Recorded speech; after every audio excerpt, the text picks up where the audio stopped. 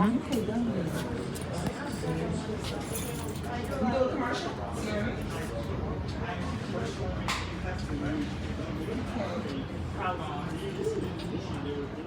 realize that there's a black woman out there that needs liquor. It's unbelievable, man. It's unbelievable. And you know the crazy How part did you is find out about me?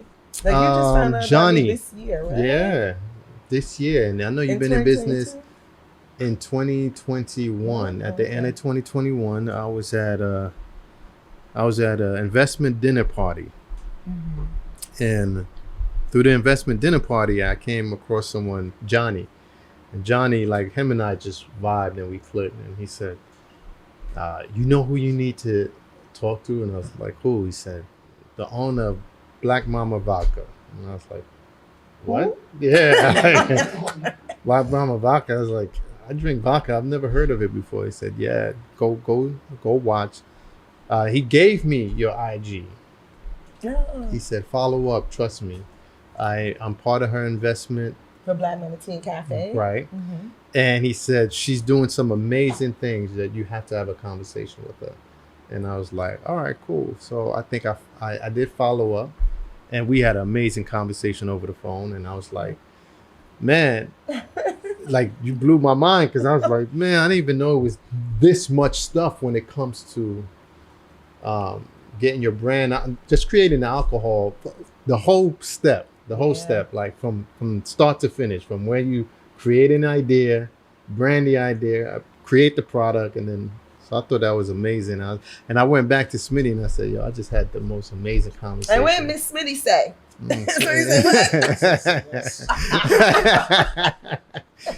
So he's like, we on board. Let's make this happen. So as long as y'all come to me to make y'all liquor, because like I told you, if you don't, I'm gonna talk about your ass like shit. I'm telling you. Didn't I say that? Yeah. And I said it. I said, why wouldn't we? Like, why wouldn't we do that? You know what I mean? I don't know. People do crazy things. No.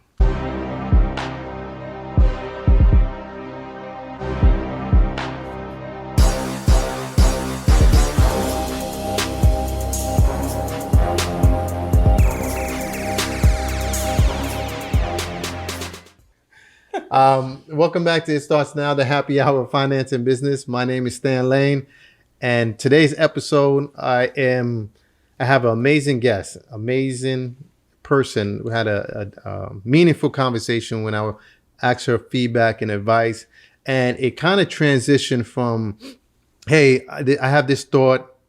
I want to get your opinion on it. Can you provide me some feedback?" And it evolved to much, much more. She opened up my mind to not only want to become an owner of this product, but also think about longevity when you're doing something. Her motto is, if you're going to start it, do it right, and then continue to grow on it, continue to build on it. And she's been doing that with her own companies and her own investment clubs and her own investment properties. So on today's guest, please welcome the founder, the CEO of Black Momma Vodka, Vanessa Braxton. Vanessa? Hi. Welcome. So we talked a little bit. And now, what camera am I looking at? Because you know I ain't used to all this. Man, okay, good. Yeah, that's you. And that's, you see, that's focused directly for you.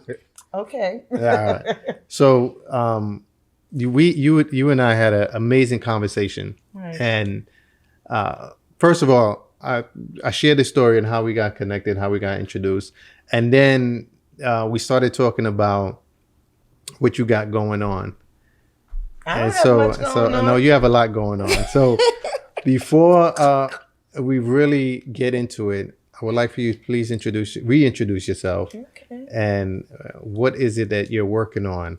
Because I know, but I want you to share with the world that you are, the black, kingpin right here. You're the black goat. I'm the goat. With your own distillery. I be moving in silence. You know, I like to move like that. I know. You know, I'm going to say thank you for coming. And this is the first time I've ever had anybody do an interview at my distillery. Well, appreciate that. So Thank you. Guys thank you so much. Welcome. You know, especially if I'm going to make you a liquor. But, you know, for me, you know, I'm Vanessa Braxton, the CEO of Black Momma Vodka, which I launched in 2013, actually, February 23rd, 2013, 9 years ago. And I'm also, you know, the Master Distiller, the first African-American woman Master Distiller and Master Blender with Vanessa Braxton Distillers in the U.S. Talk about it. In the U.S. Put some respect on my name. Put some respect on my name. You know, and you know, and I own. I'm still the only one. I'm still really the only Black woman that has the equipment. You know, there's other distilleries, but they don't have this expensive equipment. They don't distill. You know, in order to be a master distiller, and even to be a head distiller or a lead distiller, you must operate a still. And a still is what you see here. You know, you can make whiskey. You know, it's my new gin basket. You know, you got vodka. You know, this is what you use to distill. Right. When you hear about 5 times distill, 6 times distill, this is the distillation. So I can do up to 8. And then this is your condenser, which is like a worm. So when you think about it, I'm in the craft distillery and I make it. I don't source it. You know, I can go from grain to bottle. I can rectify. I can put wine in here. I can make so many different products. You know, I blend for other companies. I've done that in the past. And I bottle for them.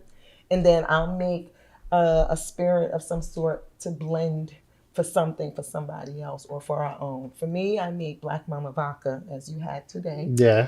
My new formula, right? I make a chai tea vodka, green tea vodka, soursop tea, pomegranate tea, peach tea, and of course the straight. Actually, I'm drinking the... What are you making, the chai? The chai right now, and this is pretty good. This is amazing. Thank you. Thank you. And the thing about it, of being a distiller or a master distiller, what matters is the wash or your mash bill. That's what they call it. You know, what goes in this pot. And what goes into the pot, as far as the ingredients, is what's going to give you a very good blend of whatever you're drinking. You know, the two goes hand in hand. And in this industry of liquor, there are very few women and very few Black women and Black people in the industry on the manufacturing side. Right. Let alone the brands. We now have Black-owned brands that are coming out. And it's okay. They don't have to have a distillery. Right. They go to another distillery, and that's called contract distilling, you know, or contract manufacturing, which I do because I make for other brands, you know, and that's totally fine because I got to keep my lights on. I got to keep my employees going. Right. You know, I'm building a legacy, you know, so if I help their brand, they got to come with money though. I'm just being real because this stuff is not, just having a brand alone is very expensive. Right. Let alone being the distillery and the manufacturer. Right. That is overly expensive. Back in the day, you had to come out, if you're coming out with a brand, you come out with the brand, but you better have a distillery because that way you're in control. Right. You're in control of the entire supply chain. See, me, I'm too greedy. I want to be in control. I want to be at the top. I want to be that kingpin. It's only right.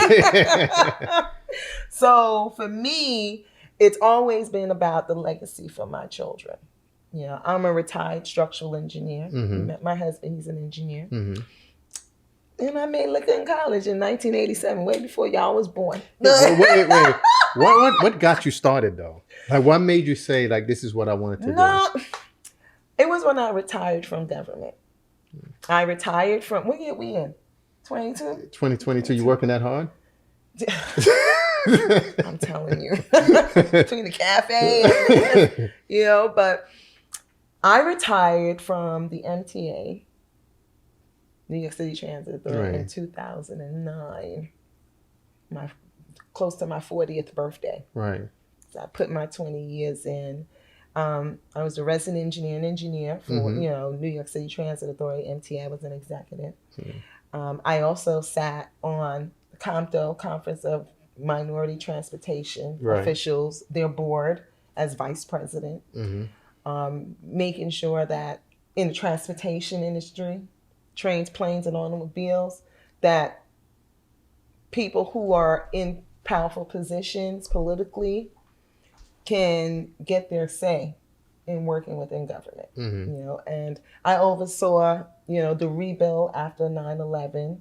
These projects were mine. Fulton Street Transit Center, that was a $2 billion project. I managed those projects. South Street Ferry, right after 9/11 happened, I rebuilt that. I rebuilt New York City Transit Museum. Those are one of my projects as well. So I've been involved with engineering and construction for a very long time and doing it at a high capacity. So I've always been in the male-dominating industry as far as engineering and construction is concerned. So when I retired, because I was tired of the shit, you could only go but so far. It doesn't matter if you know the governor or if you play. I don't want to play in those politics. Plus, for me, I felt like there's so much more that I wanted to do. Now that my kids were getting into high school, and my husband's an engineer, I don't have to work. Right. Thank you, honey. We met in college, so And to think about it, I really wanted to just be there and have something for the children, for the legacy. I wanted to do tequila, but then things happened in life and I wasn't really ready at the time. My mother-in-law had gotten sick and all of this, but then I ended up moving to California, kept my house here in New York, rented it out as a corporate rental. So if you have a nice house, don't sell it, rent it. Right. And then when I went to California, I saw the opportunity in the liquor industry that California is so friendly when it comes to beer, wine, and spirits. And that's when I said, to my husband, while we were drunk, because we were drinking and playing a spades game, I'm going to have a liquor company and I'm going to call it Black Momma Vodka. Everybody was like, okay. Off the whim. Just straight up like that. Because we played spades every weekend. Right. That was our thing. We played spades every weekend. You Black, so you know. I know. Right? I know. We play spades every Friday. The kids know. Drinks. On the pouring, table. There we go. Right? Chicken. Everything's coming in. This is the weekend. Yeah, the yelling and the argument. Yeah, we had a lot of that. We had people always coming through where we lived. Me and my homegirl, Amina, me and her was partners. And don't let somebody cheat at the spade table. Hey. We ran a couple of Bostons. Go hard or go home. Right. Go hard or go home. We're serious about our spades game. Yeah, I'm telling you. But that's where this kind of like developed, and I said, you know what? I'm going to start a liquor brand because I wanted to have something that's a legacy for the future of my children. Right. And at the time, there was only really one woman at the time, which is Chanel. I'm great friends with Chanel Turner. She came out with her, you've seen Food Dre, right? She came out with her liquor brand, young, and she just came out, but she was just subjected to that era. But she was the first one that came out with a Black woman coming out with a liquor brand, but she didn't make it. Me, I made mine. So then when I came out, it was about, I worked with a distillery, and I kind of, I was rusty because I had to learn the industry. And then, they showed me, I worked with them in doing it, and then I was DBA at their distillery because I didn't have mine yet. And then I really got into the game. Like after I launched the brand, I was like, you know what? I'm moving back to New York. My house is here. I'm building my distillery. And then that's when I built this like 2 years later. And been here. That's what's up, man. Right. Congrats, salute. Thank you. I ain't got a bottle to throw to my head, no. Let me drink some water. I was drinking earlier, but to do this and be the only Black woman doing it means a lot. Yeah, it's huge. I remember we had a discussion, right? Because during 2020, things went kind of haywire, right? Because, pandemic arrived and people were going crazy. And I remember the government came to you and asked you, can you facilitate with creating hand sanitizers because you had a facility. Yeah, and they paid you a oh lot yeah. of, yeah. Well, yeah, they pay. Government always listen. U.S. government always pay good money.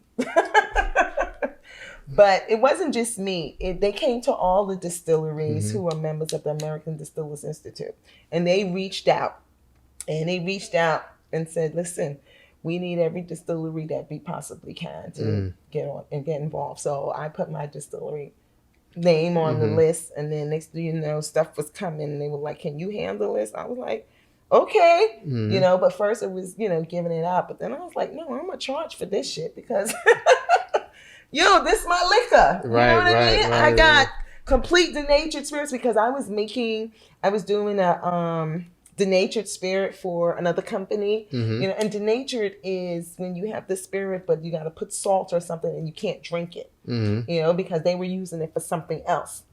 So you always have ethanol. You always have ethanol or complete denatured spirit, or complete, you always have it. So that's what's needed for the hand sanitizers. And all you really needed to get was, went according to the WHO's formula, at the time. And that, you got the hydrogen peroxide and you got the glycerin or the propylene. That stuff you can get, and you can facilitate that because you have a facility. And I don't care what you say. If you don't have a distillery and you not making ethanol, you can't participate in that. Right.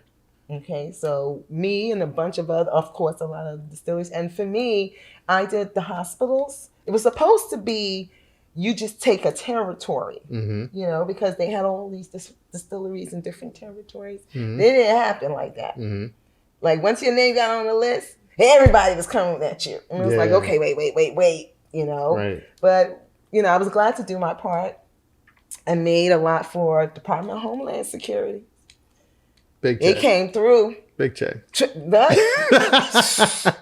Swipe, credit card. I was like, yo. Yes, I love Department of Homeland Security because I ain't being deported no place. I'm being real.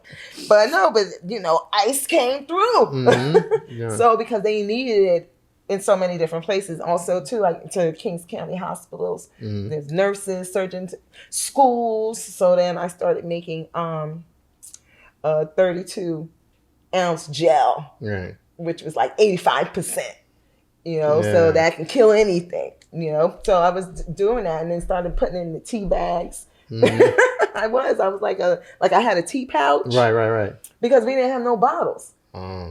We didn't have any bottles. So I had these tea pouches like Capri Suns. Yo, we start filling those up.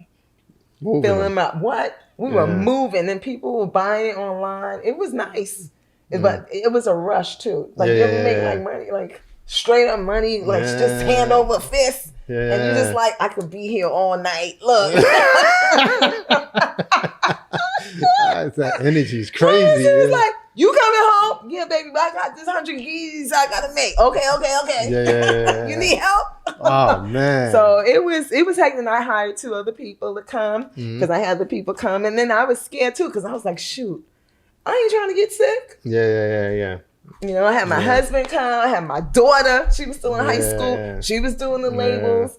Then I had friends come. I was showing them. It was just like crazy, but it was cool. It was cool. Yeah, it was cool. And it was a good moment because you helped out a lot of people, and at the same time, you made a lot of money off of it. Let me tell you about that.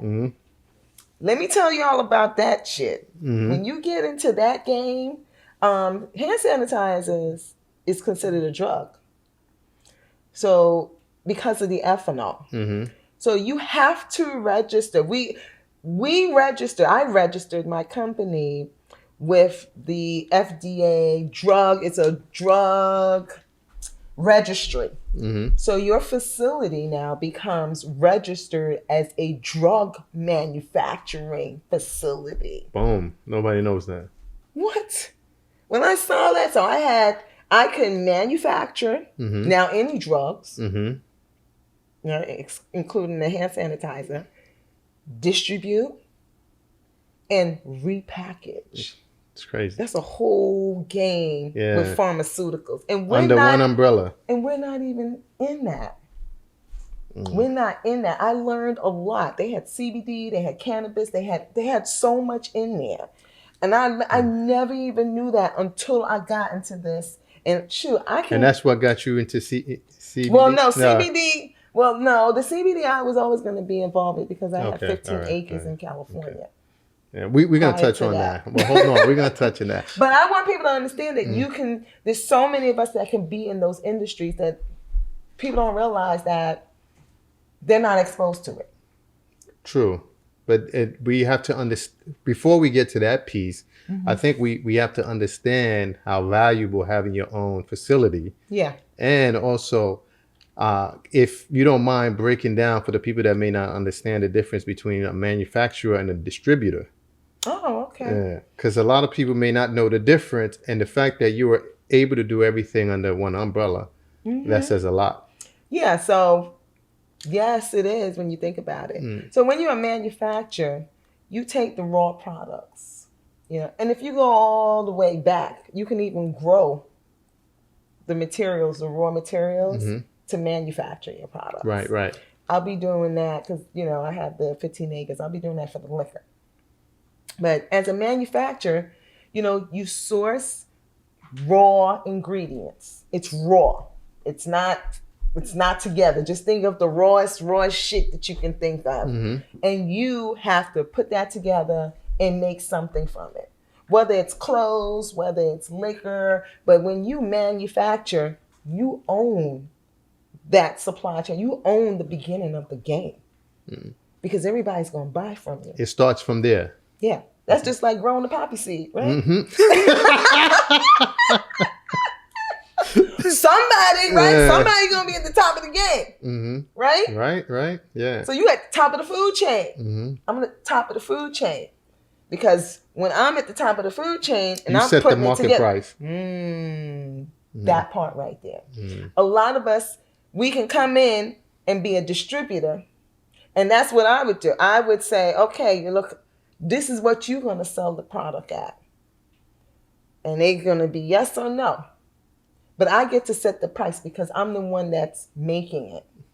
That's across the board. When you deal with Kraft Foods, do you go in the supermarket and tell Kraft, no, I don't want to pay $2 or $3 for your cheese? No, Kraft may have made it for 10 cents, but your ass going to pay $3. And that's a big difference. Big difference. Yeah, when you're the manufacturer, you're going to make profit. You're always going to make profit. Because you're setting the margins. You're basically saying, I made this, I created this, I'm telling you what it's going for. And then the distributor comes in and then goes out and sell it. We need distributors. Just the same thing in liquor. Beer, wine, and spirit. But you see, the thing with, depending on where you're located, like I'm in New York, I could sell direct. I cut all these motherfuckers out. Excuse my French. Why is that though? Because thank goodness for New York. And even though it costs a grip in New York to just do business in New York, I wouldn't do business anywhere else, but New York, California, Washington, D.C., I'm trying to think of another state. I think maybe Nevada. But those states allow you to sell directly to your consumer, to the distributor, or to the restaurants, or to the liquor store. And your liquor store is called, off-premise, and restaurants are called on-premise. And that's in New York. And you ever notice with wine, you can do that? The wineries have the ability to do that. So you can be the wholesaler, basically. Yeah, you are. Yeah, you're the wholesaler, and you can dictate who you want to sell it to. Absolutely. And that's 1,000%, because I remember in Florida, even... Florida's the other location, so you can do that. But there's certain states that you have to get retail and a wholesale, like two different things, right? But here in New York, you're able to be the wholesaler and turn around and sell it to anyone you choose. Well, you're able to, once you're the manufacturer, New York allows you to do that when you're a distillery. Right. So you get to play into the role of the wholesaler. Because you met my friend, right? She just got her wholesale license because she's not making it. Wholesale license in New York costs 27 grand. That's a grip and a half. Easy. Who's coming in to do all of that? And that's even just to have your own brand, just to be a distiller. The fee is $54,000. It's not cheap. So it's a long-term investment when you get into that game. But in New York, it's a lot of money. It's like over 87,000 license holders. You can just make cake all day in New York. Yeah. Wholesaling. Right. But it's a large investment up front. Yeah. It's a large investment. That's why people, when they sell and they come with their brands, they try to get in New York. But New York, you have to price post. You got to do all these different things for New York. New York, if the way New York is, if you're not in New York, it ain't happening. You got to follow these rules. New York shows love to New Yorkers. They do. Right. They do because they're about New York. If anybody else want to come in, you're going to follow X, Y, and Z, and it's not going to be that easy. Right. But that's the good thing about being a manufacturer in New York. It doesn't even matter what you're manufacturing. California is somewhat similar, but New York, I feel, is a lot better when it comes to manufacturing and having a business and even distributing. Yeah. Let's say, for example, that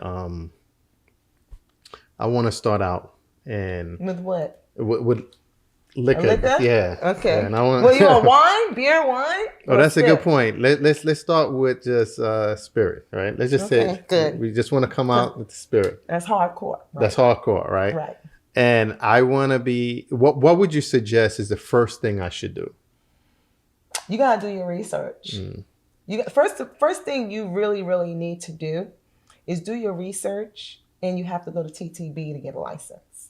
Because I can't distill or do any type of bottling or anything for anybody without a license. There are liquor laws, federal laws, that exist. You can't do it's illegal to do home distilling. Which can happen. I've heard, but people have hit me up. I'm like, I can't tell you what to do. I'm a licensed distiller. I pay taxes. So at the end of the day, I always tell people, please go to TTB. TTB is Tobacco Trade Bureau. And that's the federal license. Now, are you planning to build your own distillery? Or are you planning to import? Or do you want to have your own brand? There's so many different things that fall into the liquor industry that people just don't know. But the first things first, research, go to TTB and get that federal license. Because once you get the federal license, then you got to deal with your state and get your state license. And the state is not giving you that license until the feds approve it first.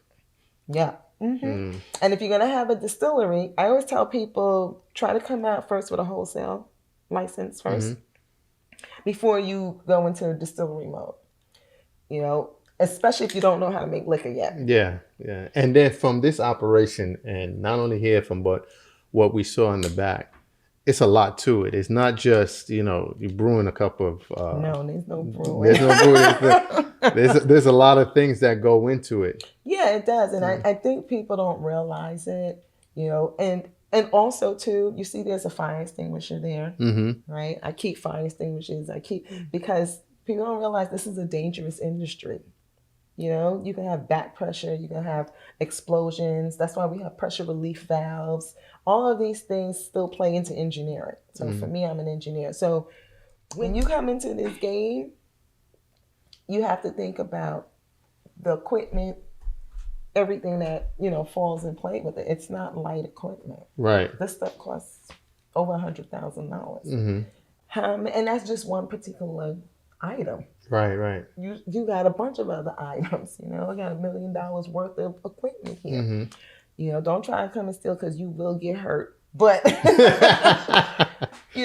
even with, like an RO system, that's a reverse osmosis system. Unless you know what you're doing. Water. Right. It doesn't make sense unless you know what you're doing, because you're going to invest so much money into something. And time. So unless somebody like what you did, right? You became an apprentice under somebody else, right? And Yeah, I learned. you learned, and then gradually you built your own. Right. Yeah. So I learned out of, working with Ben Distillery with my first brand, and we all invested into that, Right. at that location, which is pretty much his, but we had a DBA. But I learned at that point, and then when I was like, you know what, let me get my own shit. Yeah. Because I don't like a bunch of partners. But it's all cool when we all coming in to use the distillery. Like I can have you come in and use my distillery and do that. But you still got to get a license. Yes, right. Right? You still got to get a license. And then you can, I can show you how to do that to make your stuff. But you know what I mean? But you still going to pay. Absolutely. Right. Absolutely. Yeah. Right. So, it's still a business partnership at the end of the day. You use the facility, you pay for the usage. Right. But being that when you're if you don't know it, then I'm not going to have you have hands on. You can shadow me. And then that way you learn. It takes time. Like you got people coming into this industry talking about they are master blender. And I'm like, it takes time to become a master blender, to blend various different products. And you have to understand that from your mash bill of distilling and learn it from other distillers. Right. You don't just get that coming out. And I'm an engineer. Yeah. You don't get that just coming out and say, oh, I did this with whiskey No, you have to be able to be a master blender across the board of anything. Because that's the flavor profile that you're going to project for a client or just for yourself. I'm going to be making gin. So, I got this new gin basket. So at the end of the day, I know what I'm going to have to blend, macerate, infuse. There's so many different things that go with that. Am I using low wines? Because you can use low wines, which is a lower proof. Or are you going to just take neutral grain spirit and proof it down and then use it? So there's so many different things that goes with that into the blending aspect, which falls all the way back to the distilling portion. Yeah. So at the end of the day, it's a big investment, but it's long term. That pays out. Yeah. It is. If you commit all the way to the you're not going to make money first 5 years. I'm telling you that straight up. You're not going to make money first 5 years. I made a profit my first year. My first year with Black Momma Vodka, I made a profit. A whole $76. But that was my $76, okay? You earned it, right? Shit. I was so proud. When my accountant did my thing, said, oh, you made a profit $76. No shit. I was happy for them damn $76. Yeah. Came a long way, man. So even with the profits, you have to reinvest back into your company. So you reinvested $75? 76. 70. Don't try to cut me short. Look, he already trying to cut me short $1. I'm bad. Hell yeah. I took that $76 and put it right back to the company. I don't even know what the hell I bought, but I was just happy that I made a profit of $76. It was in your first year. That's accomplishment, I guess. Right. I had a very good client, which was Albertson Supermarket in California. So I had Black Momma Vodka, Albertson Supermarket, and I had the state of Virginia. That they took they took all my stuff, which was really good. And I learned a lot with doing that. I learned with Albertson Supermarket, decentralized. It's not a centralized distribution. You got to learn the different distributions. It's a decentralized distribution. So decentralized means you can go to each store, each Albertson store, sell your cases once their office approves everything. But then once you're in the system, you can go to each Albertson supermarket and sell directly to them. And they cut you a check on the spot. That's nice. Versus a centralized distribution is where you got to send all the product to one location. And then they distribute it. They distribute it. Yeah. And you have to learn the nuances of distribution, where you can distribute, how you can distribute, what states are good for distributing when it comes to liquor. So I always tell people start with the research. Just go in and do it. And then when you get your wholesale, you hire You hire me to make your liquor. Yeah, and trust me, Because if you don't, why go spend all that money now? Now you don't even have to do that. Yeah, People yeah. can just come out with a brand, hire a distillery to do it, and then that's you. yeah, they could white label it. Well, white label is if I make something, Mm-hmm. if I make something that's already here, then you could just slap your label on That's it. it. Yeah. But private labeling, I can make a customized private label for you, which I've done for other clients. But it's your brand. It's your because you own the intellectual property of that. Oh, so we get to keep the IP. That's yours, yeah. Yeah. Because I don't want your brand. Okay, so all right. Look. So private label, you go in and you customize it, Mm-hmm. all right, and then you keep the IP, and you keep you keep your trademark, keep everything. Yeah. Okay. The only thing that's really not. So what's the difference? Yours, I'm sorry, not to cut you, but what's the with the white label? There is no IP involved. You're just selling the alcohol IP, as is. It's just your IP of your name. Okay. But I still own. I technically still own your recipe, Mm-hmm. but it's not really, it's under yours. Mm-hmm. But the white label is my recipe, something I just made, and I have it here. And a million people can, 10 brands come in and say, I want that. It'll be the same damn liquor. Mm-hmm. Mm-hmm. Yeah. Because they want to just put a brand out. Right. But, and that's cool too. Yeah.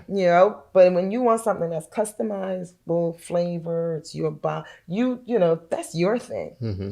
I'm the manufacturer. Mm-hmm. I'm going to, make it the way you want it made. I'm going to give you the criteria because I don't deal with chemicals.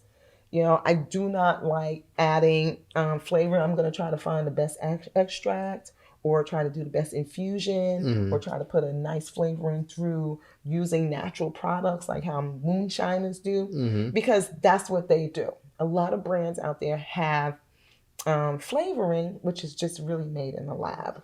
I try to do it as natural as possible. Mm-hmm. So you can really, let's see you drinking that. Right. That's all natural. Mm-hmm. You can see on my bottle, it says infused with natural tea. Yeah. I make that really shit good. With tea. By the way, can you refill me a little bit? Wait, who's driving? Look. Oh, so, to me, I'm passionate about it. But the thing is, I'm also like the money too, because the money kicks in later on. I own all this shit. I don't owe nobody nothing. Mm-hmm. The equipment, you want to buy your equipment right, because the way prices go. Right. Oh yeah, trying to buy your equipment, especially right now in this stage that we're in right now, where all the material went up. Oh, it's really like it's sick. It's sick, and you had this prior. Right, I just got this. You just got that, but before this, all the other stuff you had. Right. Oh yeah, I just got the gym basket, and that was a grip. I just got the new gym basket, the new condenser, and then to upgrade the fumigator. But still, I'm a craft. If I had a continuous, you have some distilleries, these big distilleries, they have 1,000 gallons. Steam, that's a continuous run. Right. So that'll just kick out liquor all the time. Right, and then they can lay the barrel down or do whatever they're going to do with it. But they don't have control of the heat of the product. See, for craft, we have control. It's smaller batches. You ever heard of small batches? Smaller batches, but then we have control of the flavor. We have control of the heat. We have control of the output. We have control of what goes in there. So that's what makes the difference between craft and continuous distilling run. I noticed something with you. Like you like a lot of control. Like everything you do, you have to have control. So even did you talk to my husband? No, it don't work like that at home. Maybe. So did because I know you. We're gonna jump out for a little bit before we finish. I'm pretty sure you are. I'm pretty sure. August 23rd, like Kobe. Oh. Well, no, Kobe like on my birthday. We burn the same birthday. So you see me sipping my tea, right? Right. I'm not gonna say anything. You have other outside investments besides this. Yeah, you have to. Yeah. I take the money, whatever I have from this, I reinvest it, and I reinvest it into real estate. Yeah. Real estate, private equity, to build my wealth. You know, I have most people don't know what this is, but I have a family office, Mm-hmm. you know, which, you know, is for the kids and my grandkids if I have any, because my kids vow they ain't having no damn kids. Mm-hmm. Because of me. No, we ain't having it, because I always told them, if you have kids, don't have kids early, they're going to fuck your shit up. I had kids early, but I mean, I was in my 20s, you know, I was married, but I was just trying to make sure that they don't have, you know, teen pregnancy or now that they're adults, nobody don't have no goddamn kids. And now you're like, damn, We why don't you have gonna some have kids. No, we ain't having no kids. We want to enjoy life. Like, I enjoyed life. They were like, really? And I was talking about that. See, the language that goes on in the house. When that message trickles down, it's like, it sticks, boy. You gotta be careful. Yeah, it really, really does. You know, I was just trying to ward off teen pregnancy or, you know, but I didn't know that thing just ward off kids altogether. Now me and my husband are empty nesters and like, okay, we got this big old house and we ain't got no, are you getting married to one of the kids? Like, no. Why? Please. Well, you can look at it two ways. You can look at it that your message worked. It sure did. And then you can look at it like, hey, listen, it gives them enough time to find themselves and what they're passionate about to do. Yeah, right? yeah. Because my two kids, I have three. Mm-hmm. My two sons are engineers too. Look at that. And they doing huge things. And then you got your daughter. My daughter, house. she's an athlete. Yeah. Yeah, we bought her a house, you know, which I don't know if that was a good move. I think that was a good investment. No, it was a good investment because it's a good investment. we rented to the school. And profit off of it anyway. So she's on a full scholarship. I figured we didn't have to pay tuition, you know. And me, my husband always say, speak to the hustler over here. Yeah, that's what he always say. I was saying to Smitty when we was inside during the testing, right? Mm-hmm. So we're inside the facility, and she has an amazing facility over here in Long Island. Not just the distillery, but she has the tasting, the Black Momma Tea Cafe tasting. Correct. Mm-hmm. And so we're over there, and we're doing the tasting and everything. And anytime we ask about a product, what's this product? She automatically, during her time, like she's working and she's, you know, doing orders, placing orders for the drinks, the bottles, and she's pouring and serving. She can hustle, her ears she hustled everything. And that right there. And then she'll give you a story behind it. The next thing you know, you're purchasing the item. That was made from Colombia by this person. That. And I'm like, how the hell she's hearing all this while she's doing all that? So she ear hustles like none ever. Like, it's the craziest thing. And so I think it's a Brooklyn thing. I don't know. It is a Brooklyn thing. Because there was a point. It was after a while when I noticed her technique, I was like, oh my God, she's a hustler. She just hustled all of us. Like, she knew exactly what to say at that moment to get you to buy. And you're like, yeah, let me get that. And you're not realizing it. So I got to give my hat off to you because we were there observing the whole thing, right? And we noticed a lot of great techniques when it comes to salesmanship. Mm-hmm. Yeah, look, he bought 2 bottles out of nowhere. Did you know the hustle with that? Oh no! Did you realize? I didn't. I know I got hustled. I didn't know how I got hustled, but I know we all got hustled. Let me tell you that we all got hustled. But it was the salesmanship that I appreciated because I saw different levels of salesmanship. And I was like, wow. And I said to myself, I took mental notes and I was like, okay, I'm going to use that one right there. That one was a good one. Okay, I like that one. Because it showed how when you're working your own product, and you got to, this is something that I think everybody should know. You're constantly working your product, right? And you want to put your products in the best light. So anybody that asks a question about the product, you should highlight it. And that's what she was doing. It wasn't like, oh, somebody like, let me see those chips. How much are those chips?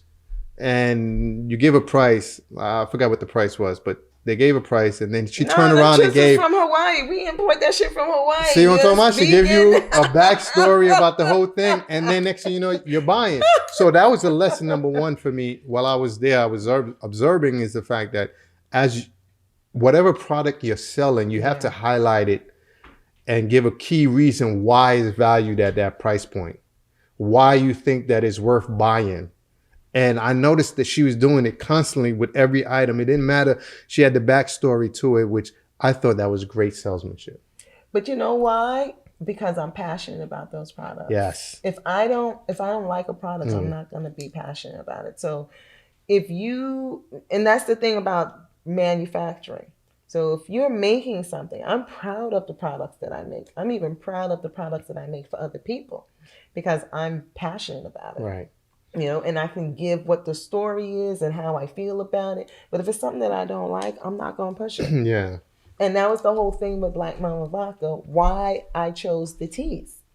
Because I found that there's so many products. When I first got into the industry and I was learning about it and started distilling and started working it and blending. And I said, oh, you know what? I want to make a peach flavor like the other, because everybody was over this great selling brand, right?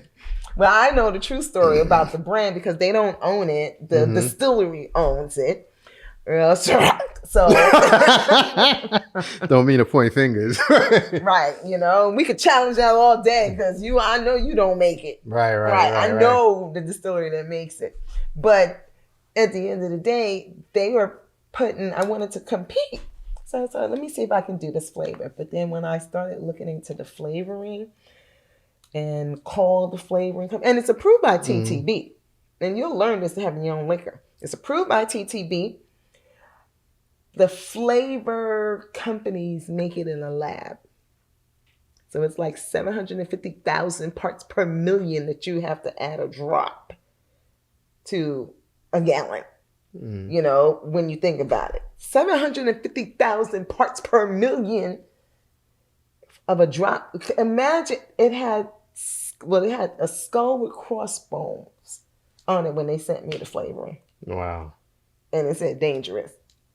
I swear I got scared. I was like, wait a minute, is this how you do it? And then I started writing the formula and to test it out. I gave it to my husband to test it out. I thought I put too much. It smelled like peach, but it tells you on the bottle, do not touch it, drink it raw. Don't even do a dot. You got to add it. So I added it to my tests and then I tried it. Man, I thought I was going to die that night. I swear. I said to my husband, if I die, he's like, ain't shit wrong with you. So nothing's happening. I was like, I don't like the way this feels. Right. It was like a whole burn. It's just like, it just wasn't a good feeling. Right. And I said, well, maybe I put too much. I called the flavor place the next day and they were like, I told her what I put. She said, yeah, you did it right.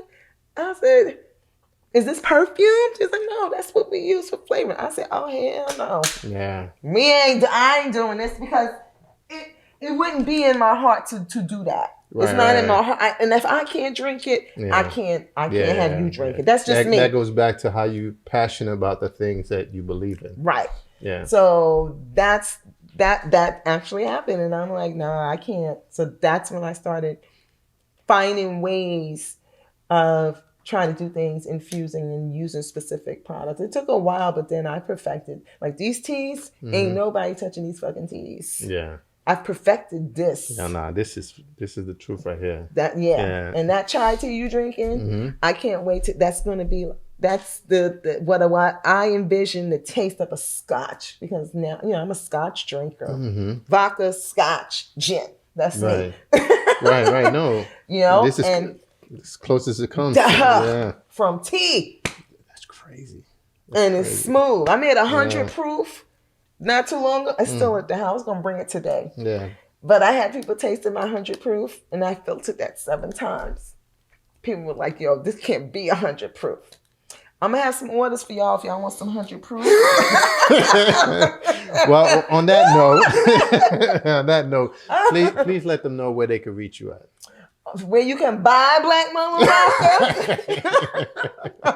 So I'm talking about salesmen all the time. You can go to Black Momma, BLACK, Momma, MOMMA, vodka.com and then click on shop. We ship directly. Or you can go to blackmommateas.com And because that's a distributor website, that we utilize, and you can buy the vodka right there. If you buy more than $75, it's free shipping because we ship. Yeah. I have 65,000 online customers. Crazy. And that's what I like. So when you're controlling in terms of manufacturing, and remember, we do the teas, we do the agaves now, and we have so many other Black Momma brands. It's not just the liquor anymore. Yeah. And we have so many other things. When you do that, your customer base expands. Now, people have to learn what your customer cycles are. Have you ever heard of customer cycle? So let me explain to your audience. So your customer cycle is, how do I get this customer? So I'll have this customer, let's say, for example, you. So how old are you again? Without me sharing it on. Okay. So let's say you in your 30s. Okay. Let's just use Appreciate you in your 30s. So you start drinking Black Momma Vodka at 30. Right. You drink it. You're good. It's your drink. And then you get married and you have a family. Right. And you still drinking Black Momma Vodka. Right. But now you buy, or your wife may buy, Black Momma teas because you have tea in the family. Or a Black Momma cake cup because we make the cake cup. By the way, the cake cup is pretty good. Yeah, we manufacture the cake cups. Or Black Momma coffee or Black Momma agave. So those are non-alcoholic brands. But the names still resonate with the brand, just like how you have craft, right? Now your kids will have my agave. Your kids will have my tea. They'll grow up, because they can't drink liquor. Right. Right? But they'll grow up having the products. And then when they become 21, the cycle. They may not have the money for Black Momma Vodka, but they'll probably have money for Vodka 101. The college brand. Right. Because that's something that we put out. Right. So they might start drinking that. And then I've changed their flavor profile. They're tasting our profiles. My agave is in my vodka. So they're tasting that. It's huge. So then they will become adults as well and drink Black Momma Vodka. But then you may not be able to drink vodka anymore as you get older. Right? But now you're going to drink the teas. Or you might just keep the agave, which is a low glycemic index, to keep your sugar low. So a lot of elderly people will drink that, will have the agave because they can't do sugar. So now I'm staying in the lifestyle, the life cycle of the entire family from beginning to end. Literally. Yeah. And that's how you That's generational your thinking. Yeah. That's how you keep your customers. When you come out with manufacturing, you don't think about just that one brand. You think about the overall umbrella of everything else within your brand. That's equivalent to like a label being independent. So you're basically independent and you dictate where you want to go and how you want to go. And as your brand continues to grow independently, you can always add other people underneath you and you become a major, right? Because now you become the full distributor, right? Because now you got other brands underneath you. So that's huge what you're doing. Yeah. And then with Black Momma teas and cafes, why not just build a distribution channel with everybody else? Because then now I could push my products and everybody else's product through those 500 locations. And why not make everybody buy the real estate? Yeah. You can get the franchise, but I'd rather you own the real estate. Because after this something happens, at least you have the real estate to pass the generation. Right? So why not do that? Same as manufacturing and distribution. We have to own our real estate. I own facilities across the U.S. I'm trying to really have more people get into the real estate game because that's where all of this is great. Yeah. But when you get into the real estate and you match it with manufacturing and distribution, you're your own network. Yeah.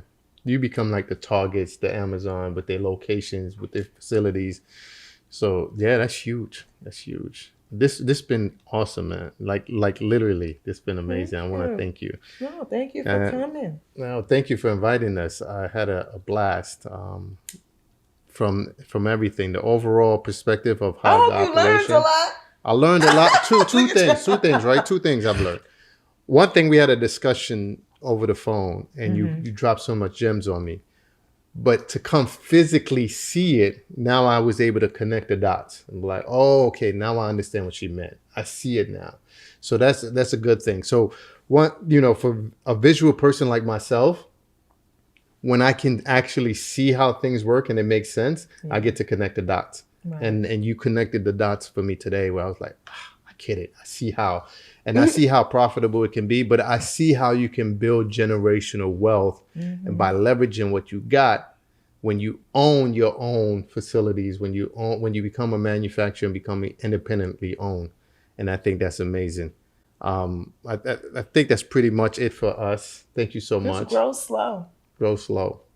I think I like that model. Grow slow. I tell people to take their time. Yeah. Build the foundation.